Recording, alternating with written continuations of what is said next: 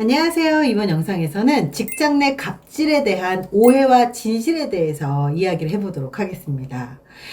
만약에 직장 상사가 질문을 했습니다. 뭐라고 대답하시겠습니까? 등산 좋아하나?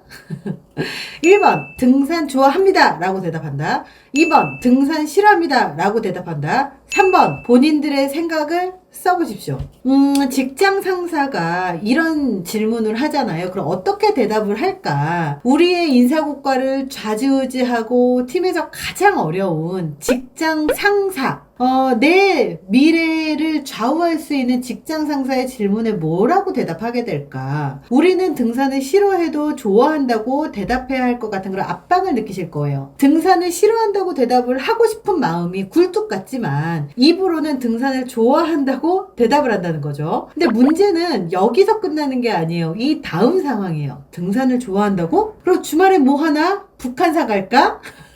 이 말까지 이어지면요, 주말마다 꼼짝없이 북한산에 끌려가죠. 이렇게 한번 등산을 함께 다니기 시작하면 한 번만 끌려가는 게 아니라 매주 함께 산에 다니면서 계속 이렇게 끌려다니는 거죠. 그러면서 속으로 생각하실 거야 아마. 아니, 등산은 혼자 다니면 되는 거 아니야? 왜 꼭 나를 끌고 가고 난리야. 회사에서 굉장히 익숙한 광경이에요. 등산뿐만이 아니라 점심 식사에도 비슷한 일이 굉장히 자주 일어나죠. 일하는 중간에 커피 한 잔 마시러 가자고 할 때도 같은 고민을 하실 거예요. 나는 지금 일에 집중해야 되는데 커피 한 잔 할까? 그러면 따라가야 되고, 담배 한 대 피우러 갈까? 그럼 따라가야 되고, 밥 먹으러 갈 때도 나는 스파게티를 먹고 싶은데 김치찌개 먹고 싶어 하는 직장 상사가 있으면 또 따라가야 되고, 이렇게 식사하러 갑시다 그러면요, 직장 상사가 점심시간에 모두가 들을 수 있도록 이렇게 얘기를 하잖아요. 그러면 식사를 하러 가면서 부하 직원은 메뉴 선정에 막 하죠. 팀장님 오늘은 얼큰하게 김치찌개 어떠십니까? 사실 다른 걸 먹고 싶었어도 팀장님의 숙취를 보고 있으면 파스타를 먹고 싶다는 생각이 쏙 들어가고 그러는 거죠. 만약에 내가 먹고 싶은 거 먹자고 하면요, 괜히 눈치 없는 부하 직원이 되는 거예요. 어떤 분들은 이런 얘기를 해요. 아니, 점심시간은 개인 시간 아닌가요? 왜 팀장님 눈치 보면서 내가 먹고 싶지 않은 메뉴를 먹으러 가야 되는 건가요?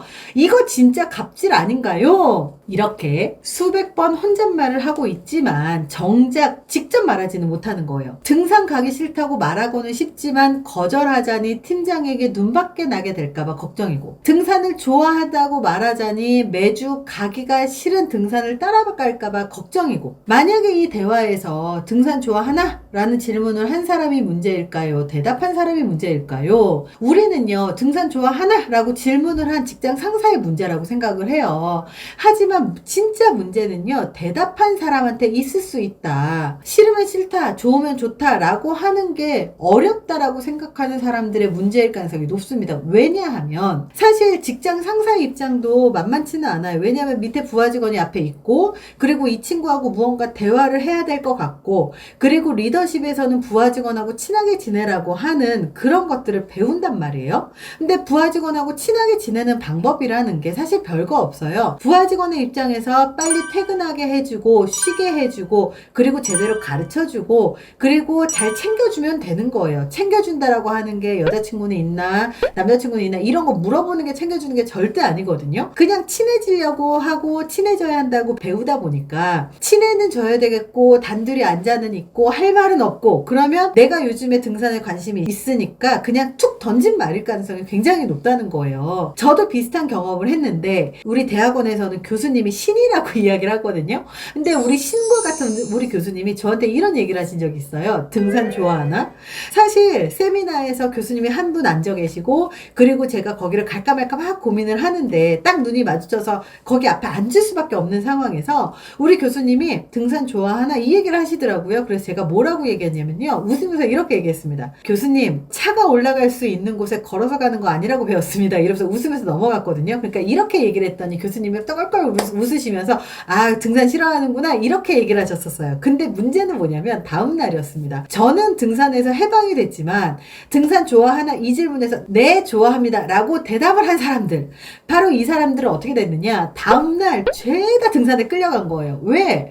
등산 좋아하냐고 물어봤었던 이유는 교수님 혼자 등산을 가려고 생각을 하고 있었고, 혹시라도 등산을 좋아하는 사람이 있으면 혼자 가기 심심하니 같이 주변의 산을 가려고 생각을 하셨던 거예요. 근데 그렇게 그렇게 물어봤더니 제자들이 다 간다라고 얘기를 했고 저는 안 간다고 얘기를 했고 그랬기 때문에 저를 제외한 모든 사람이 등산을 끌려갔는데요. 문제는 뭐냐면 교수님이 잘못하시지 않았어요. 왜냐면 나는 거절했기 때문에 문제가 없었거든요. 불이익도 전혀 없었어요. 근데 끌려갔었던 사람들 중에 어떤 사람들은 자기가 대답해 놓고 뒤에서 욕을 한다는 거예요. 아니에요. 가시려면 혼자 가시지 왜 가냐고 물어보고 안 간다고 하면 불이익이 올까봐 걱정되게 만들어 놓고 왜 갈 수밖에 없는 상황을 만드냐고 욕을 하는 거예요. 근데 그걸 욕을 할 게 아니라 대답한 본인의 잘못이라는 사실을 기억하셔야 돼요. 아무리 회사라고 하더라도요. 모르겠으면 잘 모르겠다. 좋으면 좋다. 싫으면 싫다. 나는 그런 건 내 취향이 아니다. 라고 일상의 대화를 하는 것도 못하는 사람은 사회생활을 못한다는 거예요. 어떤 회사에서는 이런다고 해요. 신입사원이 들어왔을 때 고기를 굽게 한대요. 그래서 고기를 굽게 해서 자기가 자기 고기를 알아서 잘 챙겨 먹으면서 고기를 굽는 사람은요. 일을 잘 시킨다고 해요. 근데 자기 거 못 챙겨 먹으면서 굽기만 하는 사람 같은 경우는 일을 잘 안 시킨다고 그래요. 왜? 자기가 자기 것을 제대로 챙기지도 못하고 남의 것만 챙기고 자기 의사를 제대로 표현하지 못하는 사람들은 일에서 트러블이 있거나 나중에 크게 빵 터져가지고 그만두고 나가는 그런 전적들이 많아서 겨우 고기 하나 구워서 자기 거 잘 챙겨 먹는지만 보기만 해도요. 평상시에 자기의 의사를 제대로 표현을 하는가, 기분 나쁘지 않게 표현을 하는가, 그리고 그 표현을 통해서 자기가 자기의 포지션을 그 회사 안에서 잡는가를 알 수 있다라는 거예요. 본인이 정확하게 자기의 의사표현을 하지 못하면서 직장 상사가 갑질을 한다라고 부당하다라고만 생각을 한다면 이거는 직장 상사의 갑질의 문제가 아니라 부하 직원의 문제일 가능성이 높다라는 겁니다.